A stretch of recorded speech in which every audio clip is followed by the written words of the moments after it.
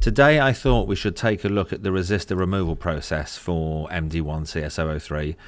We've done quite a few of these now for people that send them into us where they're not comfortable doing them themselves or they don't have the Flex full pack. But I'm conscious that the last video, for those of you that are attempting it yourself, didn't really fully show what it's like. So I'm doing this as a voiceover because we recorded this off the microscope previously, where obviously you want to concentrate when you're doing it, but you can see in the middle of the screen there, that is the resistor that needs to be removed. So what I'm going to do is literally take hold of that resistor with the pair of tweezers, and then I'm going to use hot air and wait until that solder flows and then remove that resistor. Right, we've got hold of the resistor now. Not hard, but just enough so I can feel what's going on.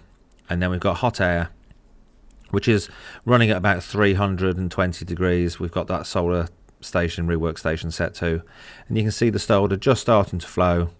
We keep the hot air on there, keep the hot air on there. There it goes. We can take it away. You can see there's still solder on the board, and we'll be able to put that back on with hot air after we've done the glitching.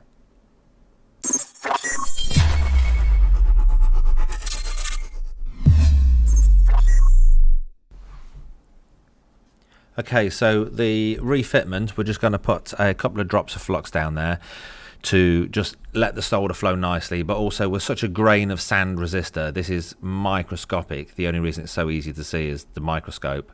It just stops it blowing around so much. It adds some stability to what you're working with. And then we're just going to start with hot air again and wait for that solder to flow. Once it has flowed, we will then reseat it a bit better afterwards once it's taken. So trying to straighten it up here if I remember correctly, and you'll see the solder start to flow at the top nicely, and then once it's cooled down we'll hold on to it for a second or so afterwards, and then we'll be able to let go.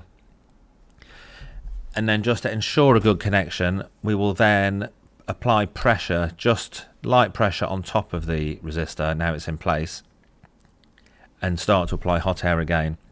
This just stops if the tweezers were slightly overhung the resistor, it could be floating one end. It just allows it to all reflow, and you're applying slight downwards pressure. It just ensures that that resistor is seated nicely. What you will notice is if you try and bench these without the resistor connected, Flex will give you an error and tell you that either the connections to the ECU are wrong or that the resistor is not refitted. So you can verify that the resistor is fitted quite easily by just trying to bench it in Flex, and then when you refit the resistor you can bench it fine. Obviously we're zooming in a little bit here now. You can see it's not die straight like the manufacturer can do, but they're doing it with machines. But it's a perfectly good, acceptable, solid connection. We've done quite a few of these now, and yeah, this reads and writes in the bench absolutely perfectly.